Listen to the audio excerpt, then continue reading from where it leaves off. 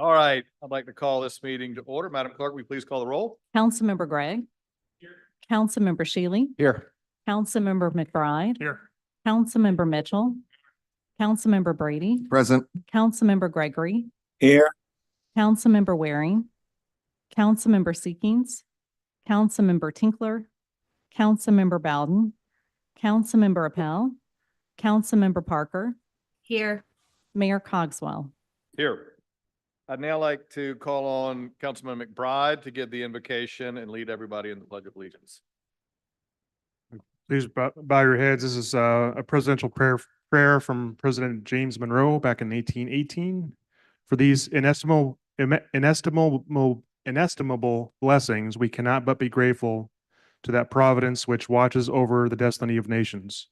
When we view the blessings with which our country has been favored, those which we now enjoy, and the means which we possess of handing them down to unimpaired to our latest posterity, our attention is irresistibly drawn to the source from which they flow. Let us then unite in offering our most grateful acknowledgments to these blessings, to the divine author of all good. Amen.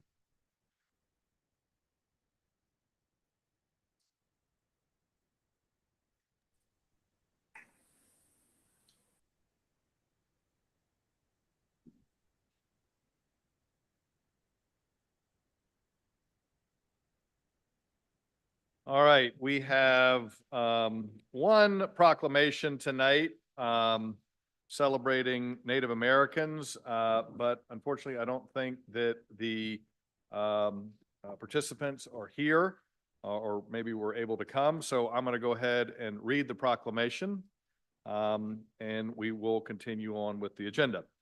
Whereas Native Americans have played a vital role in our life, in the life of our state, city, and country, with their many contributions enhancing the freedom, prosperity, and greatness of South Carolina. And whereas Charleston was founded at Charlestown Landing in 1670 on the west bank of the Ashley River, and with the help of the indigenous people who occupied this land, including such tribes as the Etowah and the Edisto, who were friendly with the English colonists. And whereas the Wasamaw tribe of Varnertown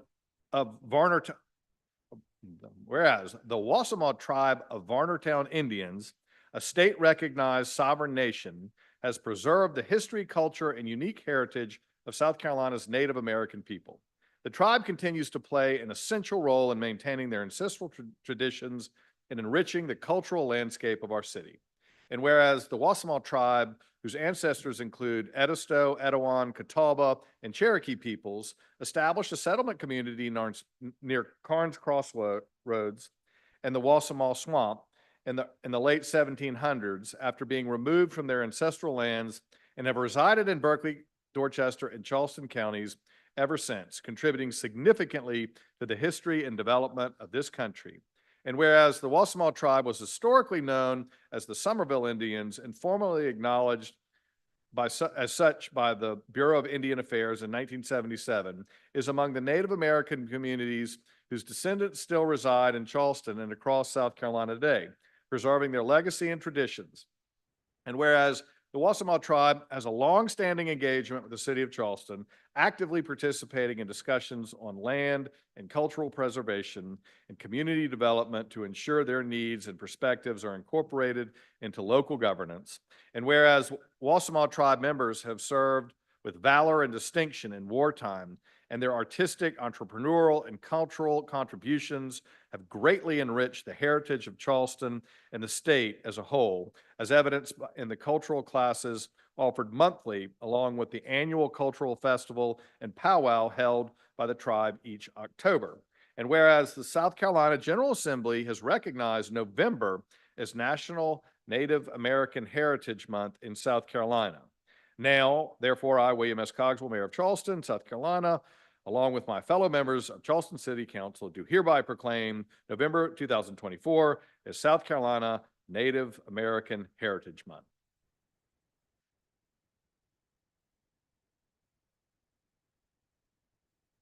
Okay, now we are moving on to public hearings.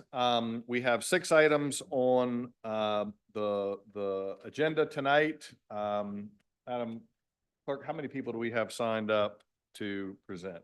I believe we just have a couple signed up to speak, and Christopher is just going to run through the presentations really quickly on each item. Okay. Thank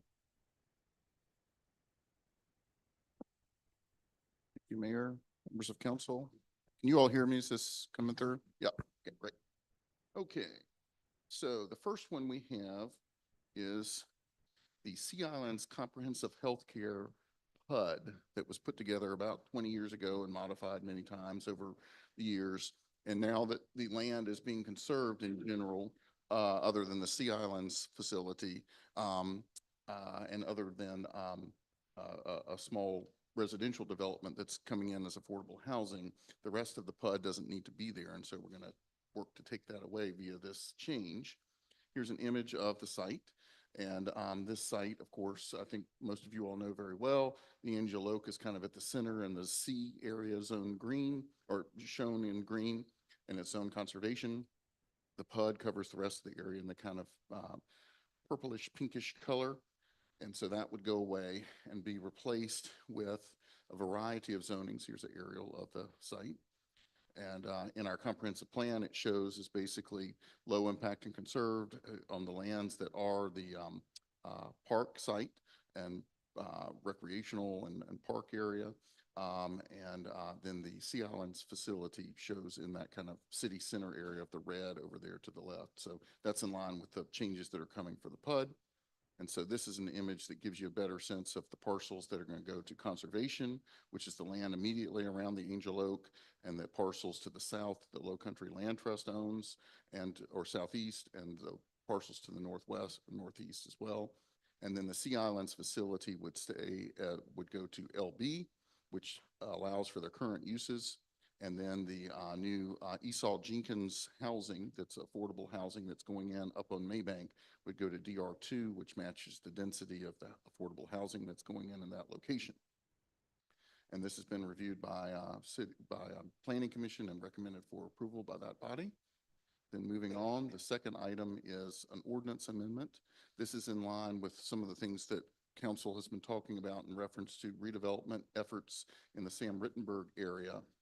In line with what's going to happen at the Ashley Landing site, we would carry that design review board change down Sam Rittenberg. I'll show you a map in just a second. It gives you a sense of that, but it allows for those areas that we'll show on the map to become just a staff only review for design review, as opposed to having to go through the whole rigmarole of the design review board.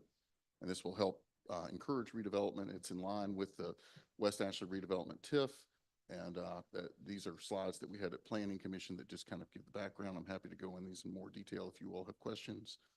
But this is the map of the TIF. And of course, Ashley Landing is already under this kind of criteria based on the agreements that we have worked on in that site.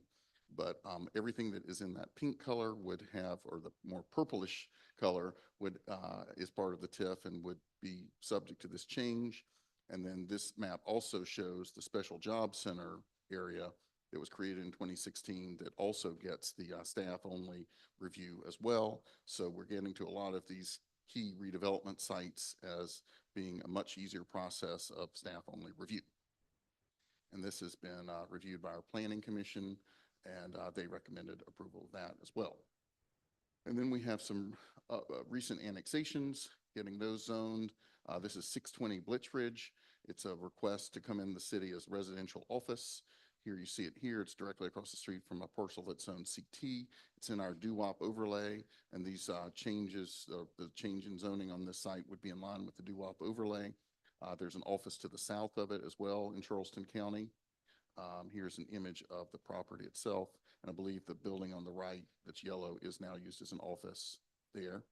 And Planning Commission recommended approval of that. And then single family annexation at 2516 Two Oaks Drive coming in as SR1, and just an image of that. And then 2516 Two Oaks Drive. Oh, I'm sorry, that's the same one.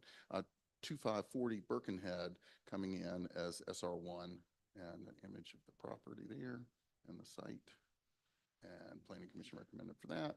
And then 162 Stono Drive, SR1 as well. There is a property map image and the property itself, and coming in from Planning Commission. And those are your public hearings for tonight. And Mr. Mayor, we have two people signed up to speak. Two people. Okay, give a minute and a half for each speaker. Just remind people the rules of decorum do apply. So please abide by them and do not address any council member directly. It's not question and answer, but look forward to hearing your comments. All right, Mohammed Idris.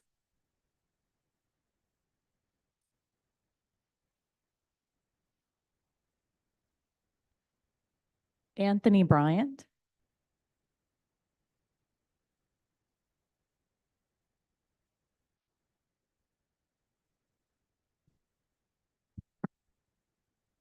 Before I speak, a moment of silence for the brother online in King Street and his family. I checked this out. I checked all the zonings out. Of course, citizen participation should be reconsidered next year in terms of the time citizens can speak at meetings because they pay taxes. Want to make sure you understand that. But the TIF question and all the questions the Planning Commission has presented before you does not deal with the evaluations and the effect of valuations at all. So I live in the Magnolia area. That's a 20-year TIF. Hadn't happened in 24 years and hadn't gotten any money. I live in that area. Are we going to be remitigating after 20-some years? The other one with Sea Island, the same thing. They got valuation questions as well. Will that really be affordable housing or not? Right? So will the state of South Carolina get into the growth question and clearly defining the impact of cities and counties and school districts and their participation in creating values on people to create an increase in rents and other things that make them need your help and the government help for food, clothing, and shelter, because valuations are right here. It starts here, not in planning and zoning. It's here. It's not in community development. So at the end of the day, when we'll say to South Carolina and others come together and say, what is valuations of our participation in public lands being sold back and forth Time. to create values, the impact of the folks. And was Mr. Idris here? Okay. Was there anyone else who needed to speak to any of the public hearings? Citizens' participation is later. All right, I think that's all we have, Mr. Mayor. Any commentary from Councilman Mitchell? Yeah, Mr. Mayor, it's not between citizen participation, but I'd like everyone, all my colleagues to keep the family of Mr. Timmy Mallard in prayer, who was a part of city council. Yeah. He was a council member right here sitting over there.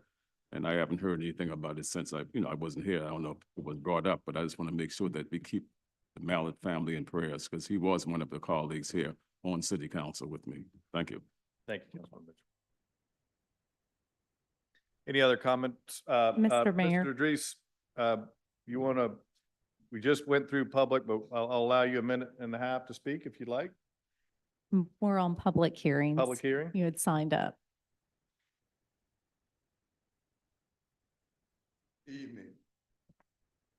I pray that you all have a nice Thanksgiving. And I didn't vote for President Trump,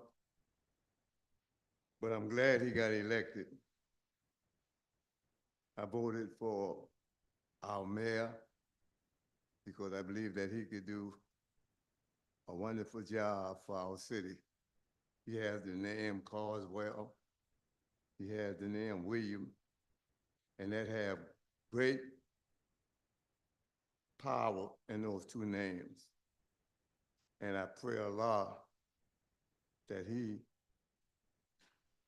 do what he said he was going to do. And I voted for some of you all on city council. And I pray that you all have a very pleasant Thanksgiving, and you live up to what you said that you was going to do when you was running your campaign. Thank you.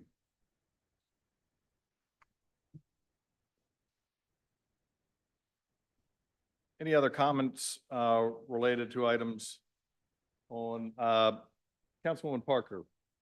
Yes, thank you, Mr. Mayor. Just a question on I believe it's item 2, the 54-266-268 ordinance. Can someone tell me why just the TIF district? I know we've had conversations before about number 11 about the demo, but I'm just curious, why are we just giving staff approval to the TIF district? I think if you'll recall, as Christopher Morgan pointed out in his presentation, the idea came about, and Councilman Waring, I will say, has been a champion of this for quite some time. But the idea really got traction when we went through the Sumar Street process and trying to figure out ways to expedite the redevelopment, particularly of the Sam Rittenberg corridor, which has been stalled for 7 or 8 years, despite a number of efforts. And part of that, a lot of that, I think, has a lot to do with the process that the city requires folks to go through. And so it's prevented people from annexing into the city. It's prevented a lot of opportunity there. So while there are certainly arguments for expanding it beyond the TIF guidelines, we thought that we started with Sumar, we would then go with the TIF overlay, and then, you know, if it warranted expanding it further, that was certainly something that this council could take up. Okay, thank you. Just to follow up, but again, question for Mr. Morgan. I mean, we have had these conversations regarding the 50-year issue, DRB, specifically in my district and other areas, obviously, of the city. 50 years is now, you know, those structures. So why didn't we add this into it? So again, Ms. Parker, it was based on the discussions that the mayor talked about in reference to the Sumar Ashley Landing site, that we had extended that down into the TIF here, because this is an area of West Ashley that there are buildings that are 50 years of age in this area, but they're much more nondescript in this area of West Ashley. There are other areas that we're going to have to look at a little bit more carefully before making such changes, but those are things that could happen in subsequent. And just again, to reiterate, Councilwoman Parker, Okay, thank you. certainly open to looking at complementing this effort in parts of your district and any other district where we think it might help with the redevelopment, but do want to be respectful of making sure that we're not allowing for the demolition of character, but just non-contributing buildings, if you will. Questions or comments?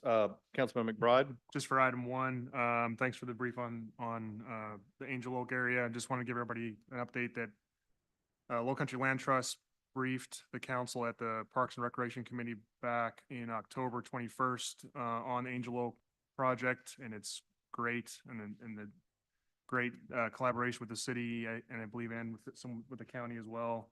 And it's going to be an incredible improvement. And then it also touches on the Esau Jenkins Village. I toured that last week. That's on track, and the quality of life improvements for the people moving from rural housing to Esau Jenkins is very impressive. It's going to be quite an improvement. Just wanted to give everybody an update. Thank you, Councilman McBride. All right, if there are no further. Just really Yep, quickly, Councilman. council member, there were some of us around when they were going to build apartments out there. I mean, and lots of them, right? I mean, it's amazing how far we've come from where we started out there. Really good work. Absolutely. All right, if there are no further discussions on these items, can I entertain a motion?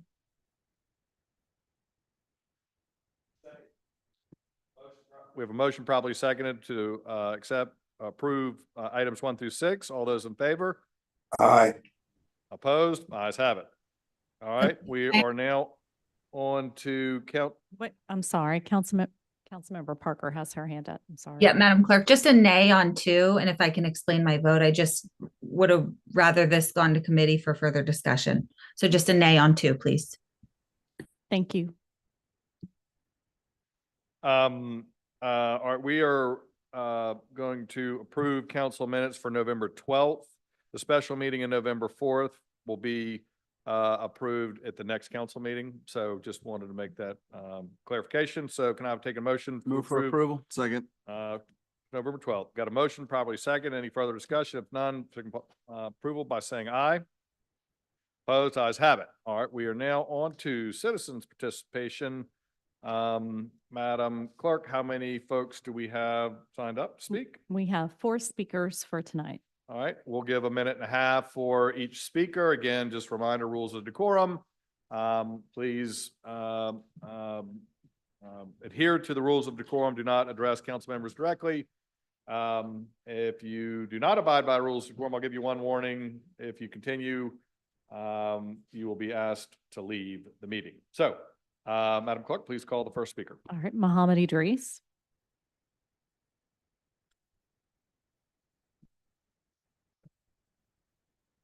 I apologize, for what I was saying before. I thought this was the citizen participation. So I ask y'all to forgive me for that. City Council is a forum that I've been attending for over 30 years. I don't think there's a citizen in this city have come to more citizen participation, our city council meeting and I know how our city works, our council works. And there's 4 councilmen that I think it's 4 now, 1 Waring, Mitchell, Seeking, and Gregory. I think they're the longest that have been on city council. And council works together. You help me and I help you. We are working to get something done on the east side. And we pray that when we present it, that we get help from all of the city councilmen here. Because like I say, there's not a citizen in this city, our country, have attended and have helped this city in the manner that I have. Time. Anthony Bryant.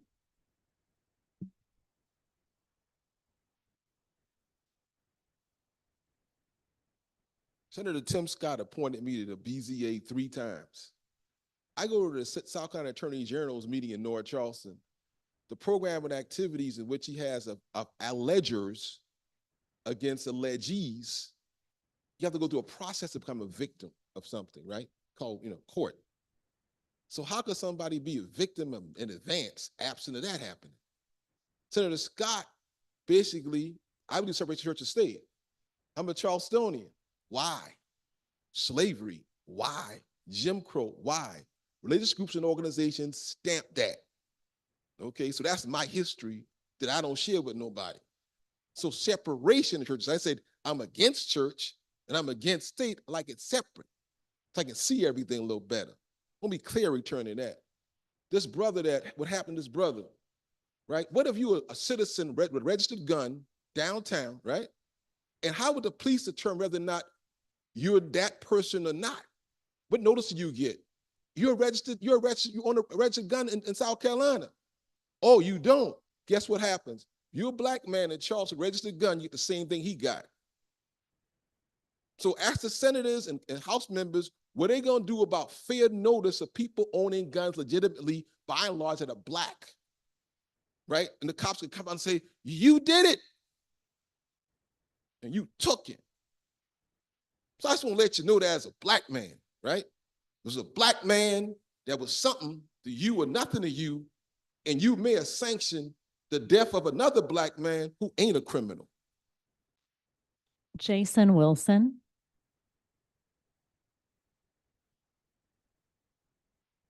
Good evening, everyone. My name is Jason Wilson. I'm here before you today to raise community concerns regarding the planned low-lying park development, specifically how the development will impact the Bridge Spot Skate Park. For those of you who are unfamiliar with the Bridge Spot, it's a concrete skate park built underneath I-26 between Hugie Street and Romney Street.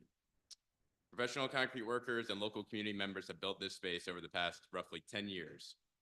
It has become an incredibly positive space in the city, with skaters from the greater Tri-County area often making the trip to come and use this space, choosing it over other skate parks in the area. It has been the host of a multitude of community events, resulting in people from the larger Low Country area and beyond coming to Charleston. Within the skateboarding community, it's seen as a Southeast FDR, which is a similar skate park, DIY built underneath a bridge within the United States that a city eventually gave permission for it to leave standing. The Friends of the Lowline group created a design guideline for this space back in October 2021. Within this document, which was endorsed by the City of Design Review Committee, are the following points. Page 5 states the #1 citizen concern is the skate park. Page 42, Phase A, mentions work with the existing bridge spot skate park to safely improve and expand. Page 51, Section 5 is titled Preserve and Enhance the Informal Skate Park. Moving on to recent months, there have been a few Post and Courier articles about the Lowline Park, even featuring pictures of the skate park in one article. Time. Alex Ray. Good afternoon, ladies and gentlemen. I'd like to speak with you about induced traffic. Induced traffic, for those that are not familiar, is traffic that is created by the expansion of roads. And while it might seem contrary to common sense, when you expand roads, it actually does increase traffic. I don't know if any of you live in Mount Pleasant, but you can see an example with North Highway 17. It used to be a smaller road. There was a lot of traffic. They expanded the road, and you would think that would solve the problem of the traffic, but actually it increases it. That mainly happens for two reasons. One, people choose to drive when they normally wouldn't. So say it's your day off and you wouldn't normally drive between about 3 p.m. and 6 p.m. Well, if they expand the roads, you imagine there's going to be less traffic, so you make journeys that you normally wouldn't. And the second main reason is that roads allow people to expand the housing, so you get higher density apartments and things like that. And that's great for reducing housing prices, but unfortunately it creates more traffic. And without a sustainable solution like better transit to support those higher density areas, all those people are forced to drive. So the way you solve the problem of traffic on roads is actually not by expanding roads, because that is only a temporary solution. And it does help right now, but for long-term solutions, you need to both design cities to be more walkable and to build public transit that is both reliable and safe and affordable. Things like buses, Time. trains. Thank you. And those were all the speakers that we had. We did not receive any comments online.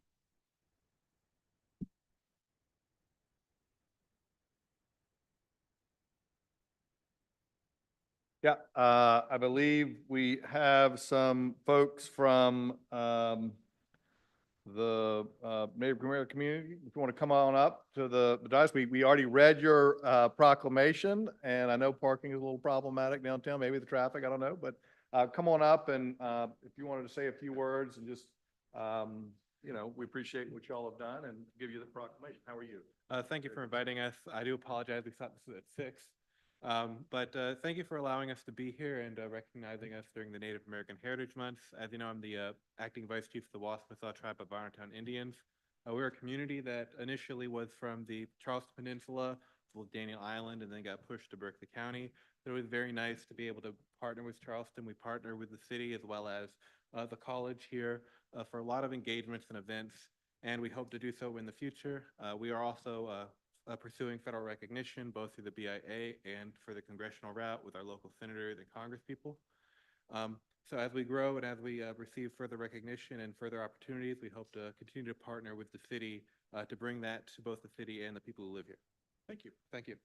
Well, here, let me get a picture with the proclamation, if you wouldn't mind. Yeah, definitely.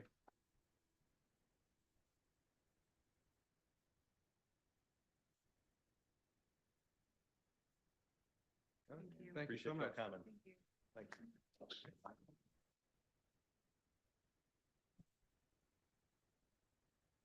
you. Okay, we are now on to petitions and communications. I'd like to ask our own Representative Leon Stavronakis to come up to the microphone and give a brief presentation on the insulin pricing scheme litigation. Representative Thank you. Stavronakis? Thank you, Mayor, and thank you, members of council. Appreciate being with y'all tonight. I've been, had a couple of conversations with the mayor and a number with corporate counsel. I provided some information that I hope got to each of you, kind of a PowerPoint. Been working with a group of lawyers from around a number of prominent national firms, and we, on a couple of variety of different issues, have gone after bad corporate actors whose conduct has resulted in public loss. So essentially, governments like the city of Charleston, counties, school boards, depending on the various types of litigation, have suffered losses due to various kinds of misconduct. This particular litigation, it's become pretty obvious.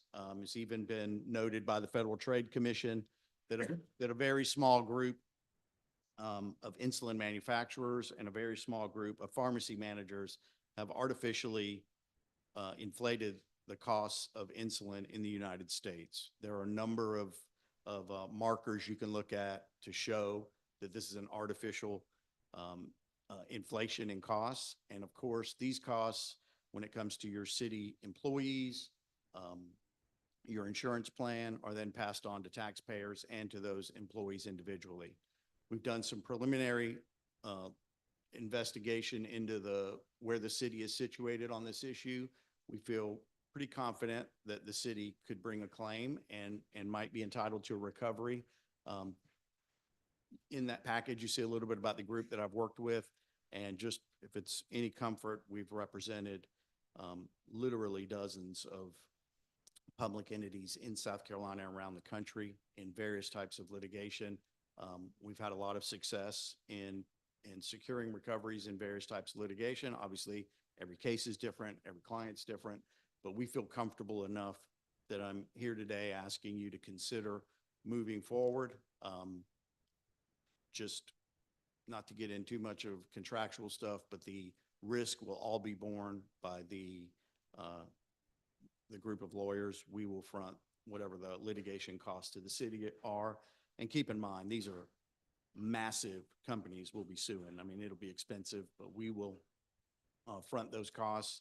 And the only time the city would, the only time we would collect anything wouldn't be from you directly. It would be out of a recovery for the city. So happy to take any questions. Again, I think if you look at some of this stuff online, and just so you know, there's already been a number of cases brought. They've been kind of joined together in what's called a multi-district litigation that's headquartered in the state of New Jersey.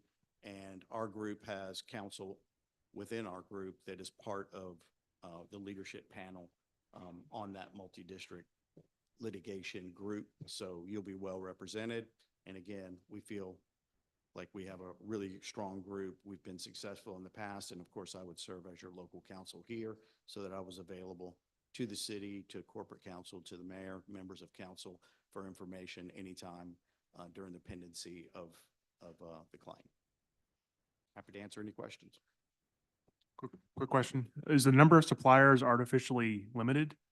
Is that I'm part of sorry. is the Councilmember? number of suppliers artificially limited? Is that one of the problems?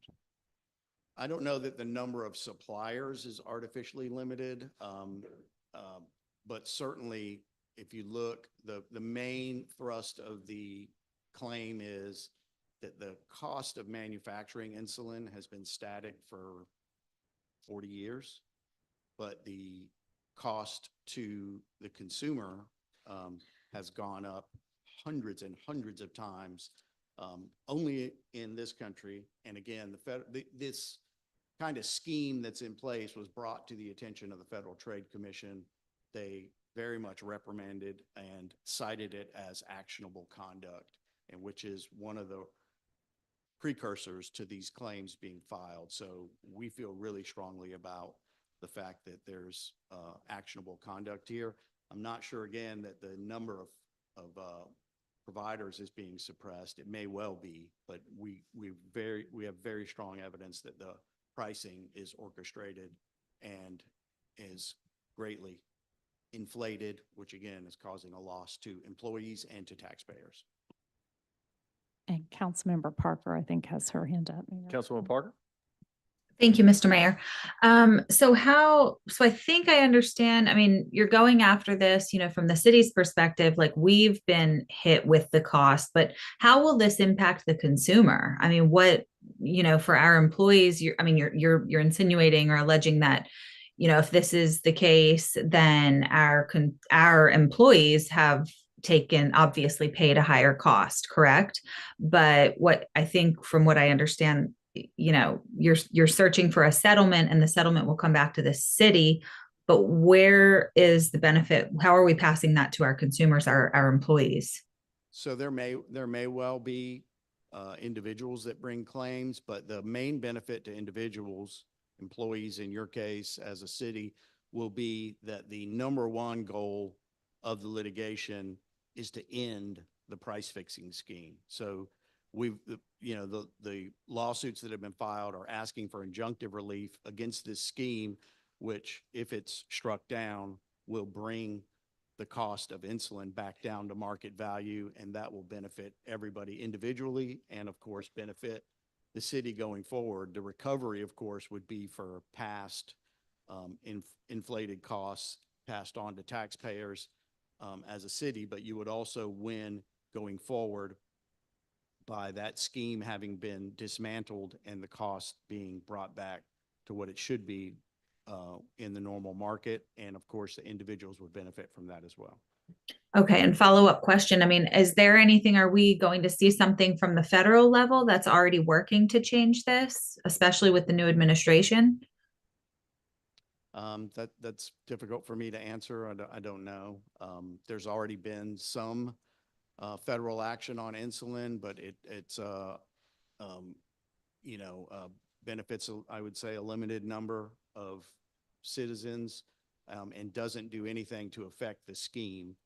It basically just uses the buying power of the government, federal government, to enact some cost controls, but it doesn't end the scheme, which is affecting the private insurance market and the public insurance market at this level.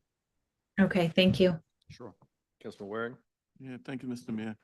I want to thank Representative Stabenach, because, you keep us informed on government.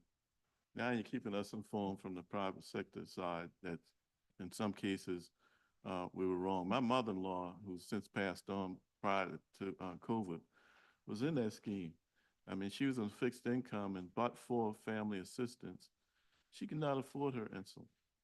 And it's nothing like feeling that firsthand. And we've felt it firsthand as a family. You're being taken advantage of and you can't do anything about it. And it happens to you singly, one person at a time or one family at a time. So dismantling that scheme, all the best to you on that. And thank you so much for, again, coming from the private sector side to keep us informed on that one as well. Thank you for that, council member. And I would add, that I've had personal family experience similar to yours, and this is really personal to me as well. As a work project, it's also a personal project for me, having lived through that. Councilman Mitchell? Yes. And I applaud you all for trying to do something, because I have a granddaughter that she had to buy insulin. She's type 1 diabetic. And she was type 1 diabetic ever since she was young, when she was 3 years old. And right now she's taking insulin 3 times a day. And she's still doing pretty good, but then insulin costs for type 1. For type 1, there's no cure for type 1 diabetic, as you might know, but she's doing pretty good right now, but have to take that insulin 3 times a day and keep up with it. So, but the cost, the factor that she's paying for it, she's working, doing good, done been to college, finished, but it's rough. So I'm glad to see that something might be able to help to bring that cost down, because she'll have to take that for the rest of her, rest of her life anyway. And a lot of other people are doing the same thing too. So applaud you if this can get done with help the people in the community who have to receive that insulin. Thank you. Thank you, Councilman Patel? Councilmember. Yeah, I'll just, Representative Salonak, thanks for being here. You know, just, I echo everything that my colleague said. I think we all have a, family story or friend that's been impacted by this. I think what goes on in the healthcare system in the United States is, you know, intolerable on a lot of different levels. You know, one of the things that jumped out at me in the materials you sent over were comparing the cost of insulin to other countries around the world. No other country would put up what the United States is having to put up with. And I think a lot of it has to do with the fact that the big drug companies and their lobbyists have really been having their way up in Capitol, United States for a long, long time. Maybe that's changing politically, maybe it's not, but lawyers over the many decades have opened up another front in challenging a lot of this societal conduct that's problematic, and hopefully we can get some recovery for the city of Charleston and be part of a much bigger effort here. I would just like to point out that there are a lot of different firms around the country chasing these types of cases, but there is tremendous value to the city of Charleston in having somebody local that we all know, that we call on regularly and knows the community, that's available, that can come down to meet with our staff and get information. And so I think that it's wonderful that you're representing, you know, this group and is interested in partnering with the city of Charleston. And I think that, you know, when we have a choice to make, you know, working with somebody local that we all know and has the connections here locally and can provide essentially better customer service than some group out of who knows where that might just file a piece of paper and not really give us that kind of TLC. So I think we ought to give Representative Stavronakis and his crew due consideration. Any further questions or comments? I could entertain one. So the motion.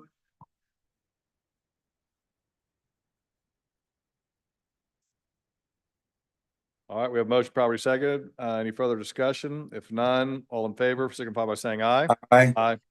Opposed? Ayes have it. Thank you, Representative Stavronakis, for all that you do for this city.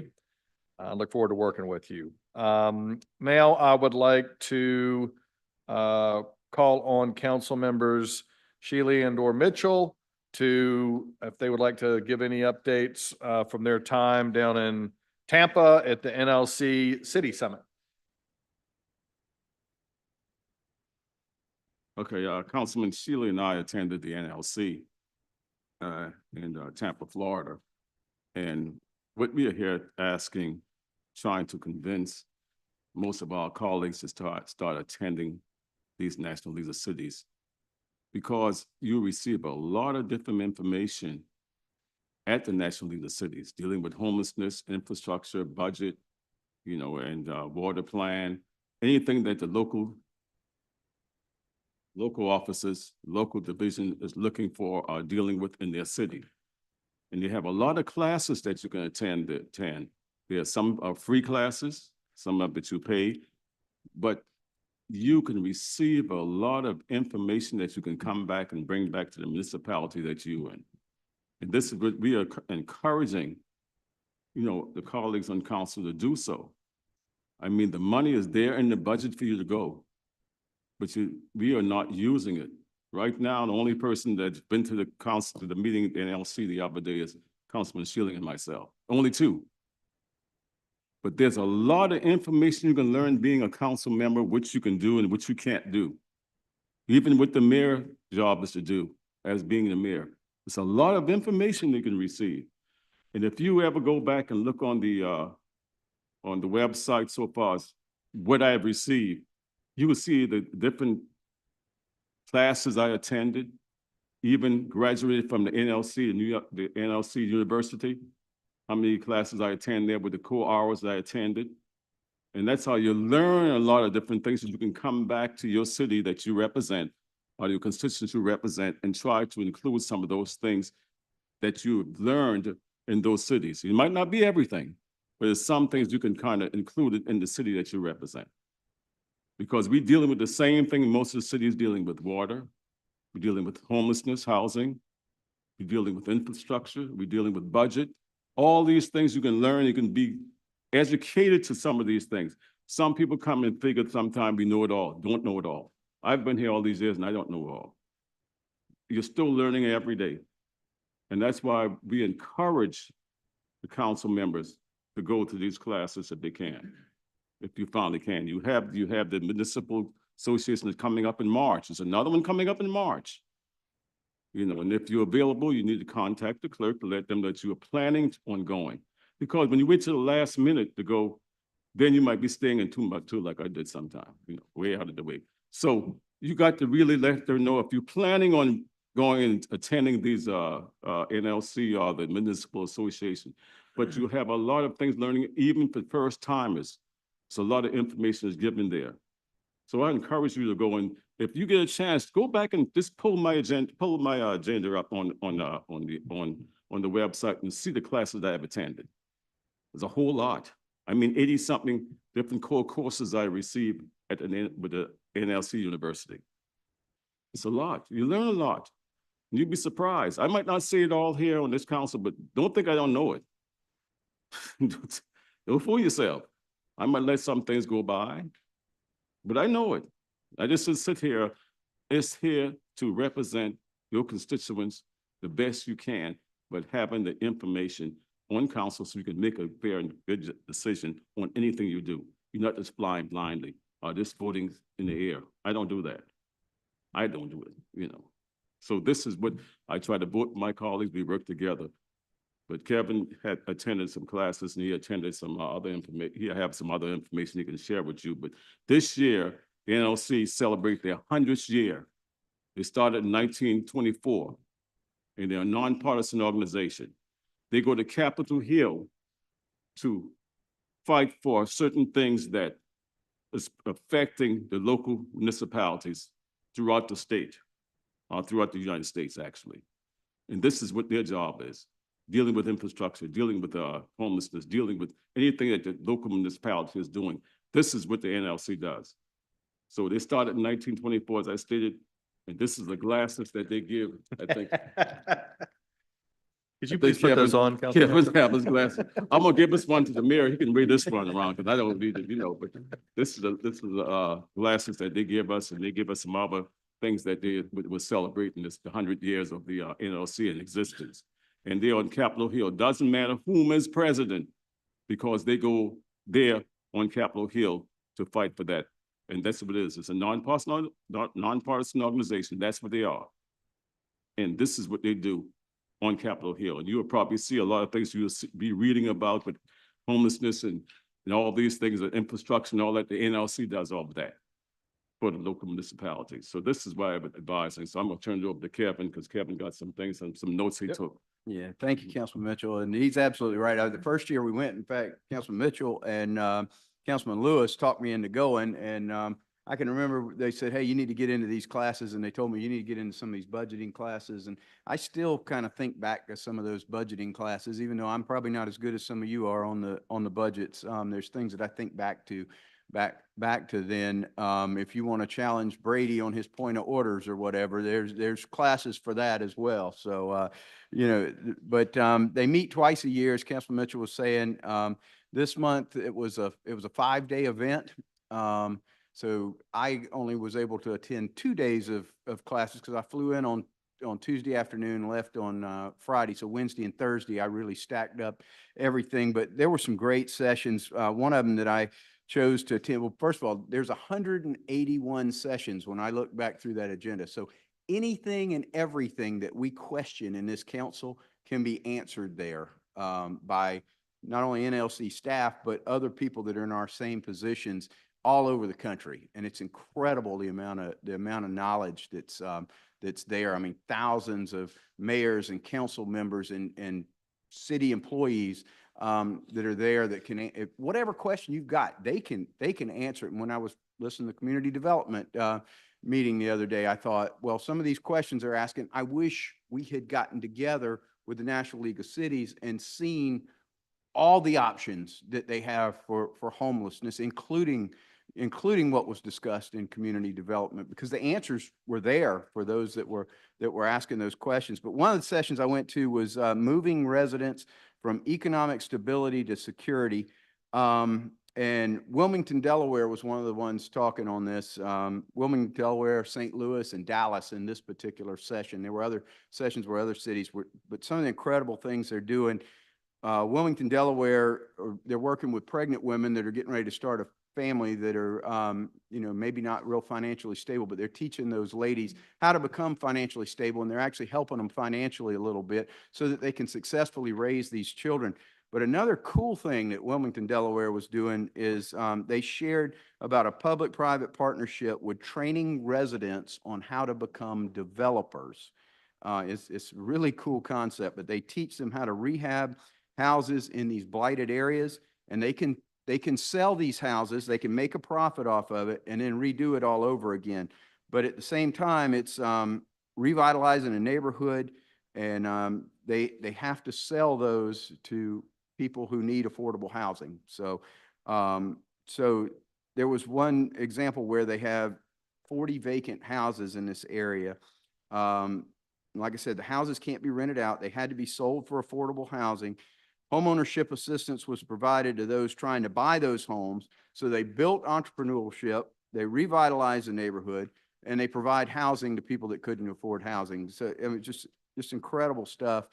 Something that St. Louis is doing, they've got where every child in public schools, they are giving them the first $50 to start a college fund, but they are part of this. They're teaching financial responsibility classes to these young people and their families so that these people can go out, and they're helping them find work once they become teenagers, but they're helping these people become financially stable and financially responsible. And the banks actually are contributing to, they're actually donating to some of this to help build these up, and the banks get a lot out of it because they're going to get deposits and loans and things from these kids that are going to be successful later on.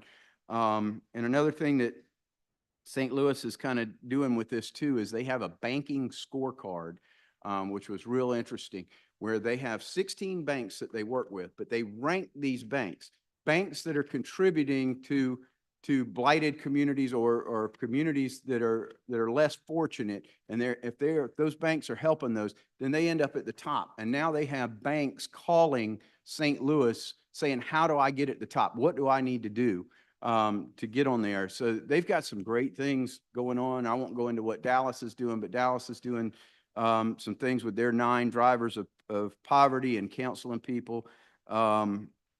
Another class that I took was Climate Ready Financing Infrastructure and Community Initiatives.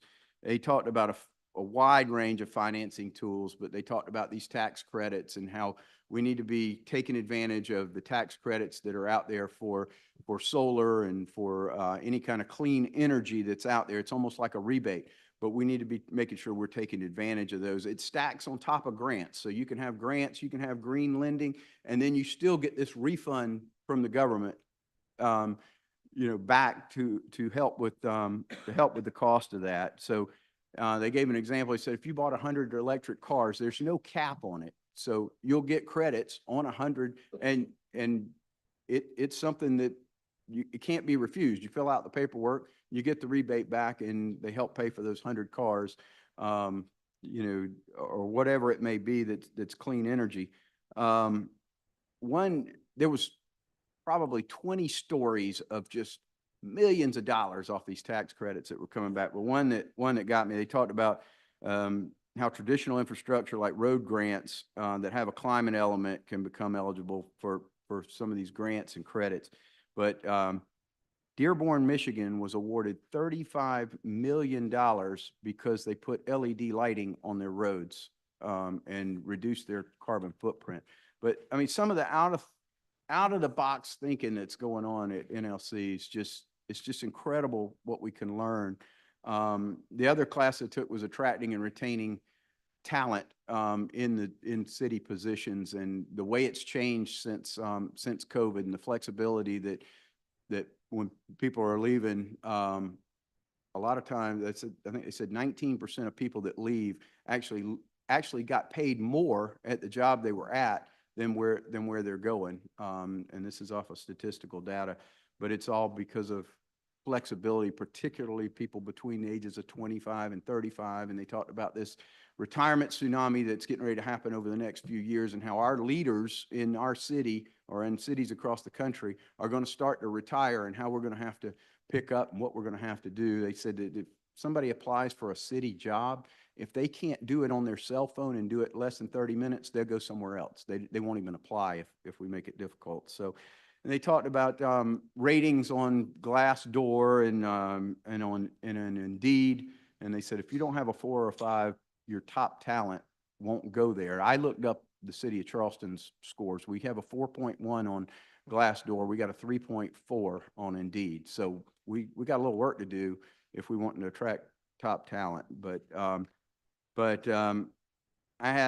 did have an opportunity to see the pallet shelters that we've talked about in community development, and got to talk with the CEO there, Amy King, and she told me success stories from Everett, Washington, Los Angeles, Boston, Denver, of course, Columbia, you know, and it was great to be able to see that firsthand and be able to walk in so that I know what we're talking about firsthand and be inside of one of those and around those. While I was there, got to meet 2 representatives from General Motors who are showing off their new all-electric police vehicles. They were incredible what those police, that turned my thinking around on electric vehicles and what they could do. And I have to talk to the chief about this, but they offered for me to test drive one at one of their GM test tracks, which would be kind of cool. But anyway, they have these mobile sessions too. I did get to go out, and I probably chose the wrong one, but I toured the ports out there, which was interesting. If you're drinking Florida orange juice, by the way, one of their biggest imports is orange juice from other parts of the country. Because Florida can't keep up with the demand, they're actually mixing in orange juice from other countries, by the way. So anyway, just a tidbit of information. Did get to see their waterfront, their river walk, which, as we're doing things along our rivers and our harbor, it might be something we want to glance at and look at.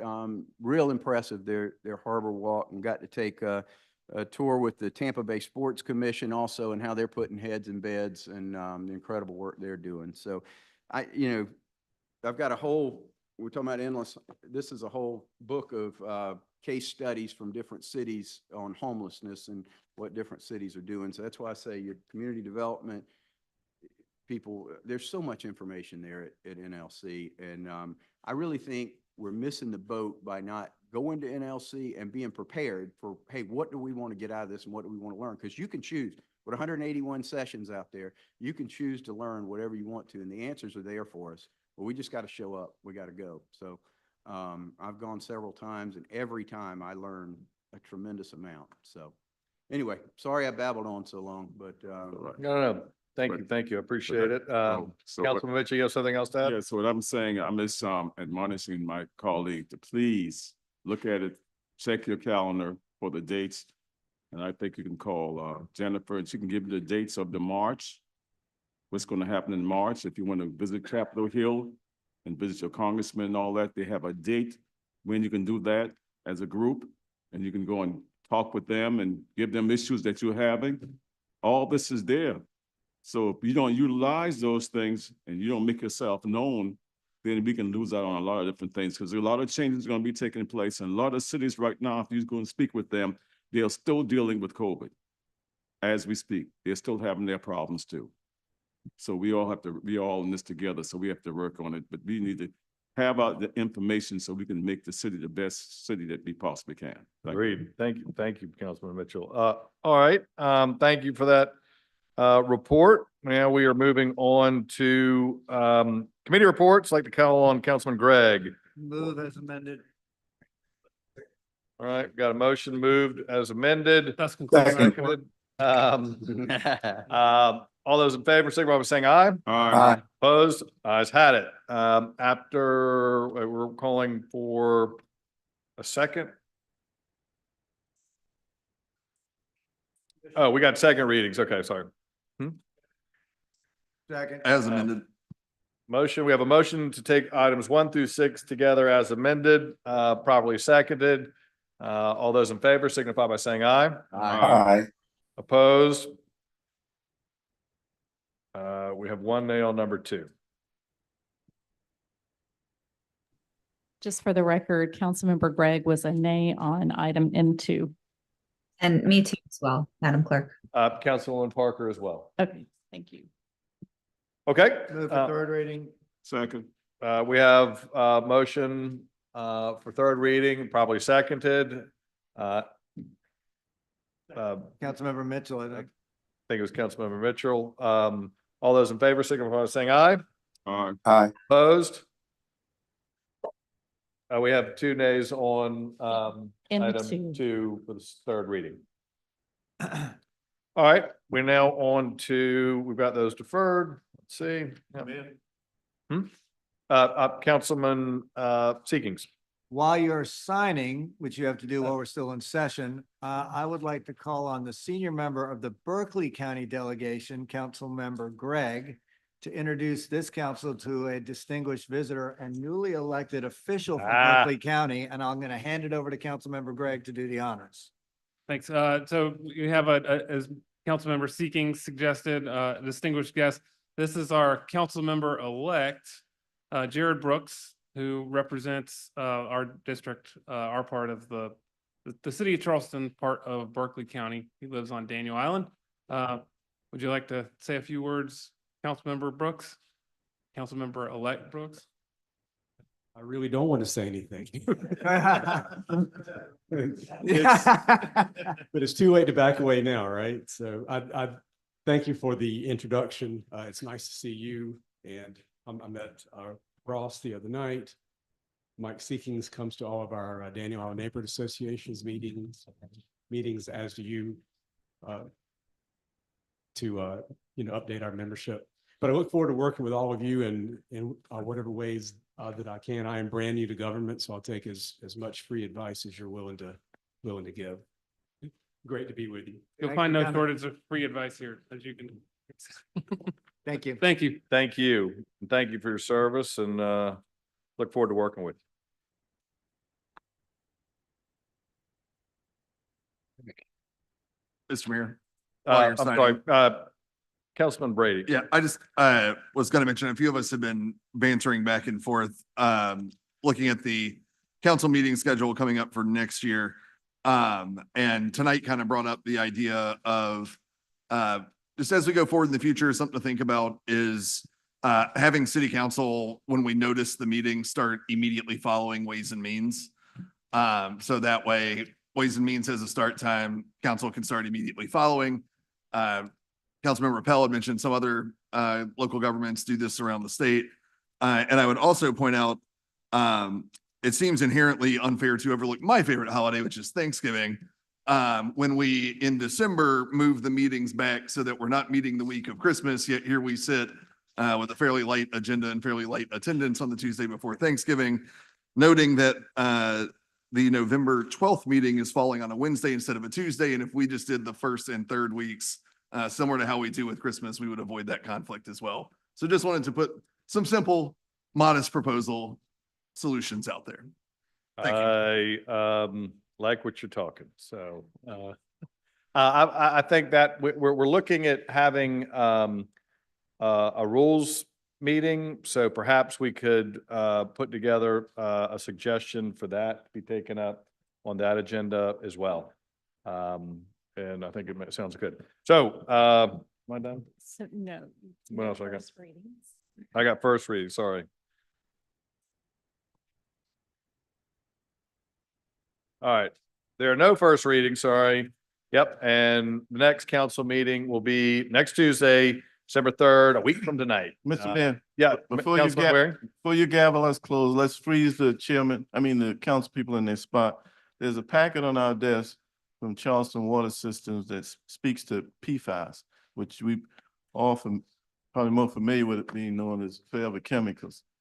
It is a cost increase that fastly moving forward to everybody in our region that drinks water. It's an unfunded mandate from EPA that's going to increase water rates in excess of 100% in less than 5 years. And that's without including wastewater. Now, Representative Stavrenak on that too, can Right. we please? well, that'll probably help, but I gotta tell you, this is serious. We need to get on a caravan informing the public of what's coming before them. And it's not, an overbearing water system that's trying to garner extra monies. It's requirements that, quite frankly, a lot of people feel is not needed. Right.